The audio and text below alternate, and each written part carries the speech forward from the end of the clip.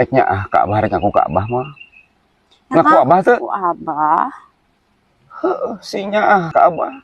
Ya, da Abah mah geus apa, sia tinggal liurkeun wae. Rek kumaha ya. Abah teh geus meunang jodoh urang Jakarta. Bahkan sok mere paus Kak Abah teh. Sok mere paus? Kiraha merena? Apa? Ya, kamari Kak Abah mere paus, kamari teh. Geus mere. Di mana ngumpulkeun lauk pausan di mana? Nyambut hayang apa indungakeun urusan Abah nu penting mah ke dina waktuna kawin aya duit mah nah. 20.000. Apa atuh naon ge kudu badami? Padi si Ineung hayang kawin ge badami ka bapakna.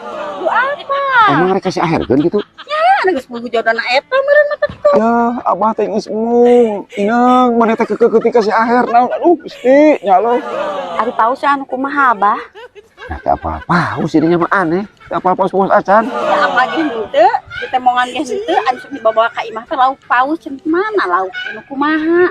Kapan keur digunu-gunu ku Abah teh? Ulah serius teh. Nah, ya loba keneh calidikeun ka Abah teh paus loba. Itu ge kamari mere digunukeun ku Abah. Yang ngawinkeun si Ineung mana nasep teh? Di mana digunukeunna di mana? Ai lauk paus mah badagrin, kudu di laut kitu na oge. Digunukeun di laut.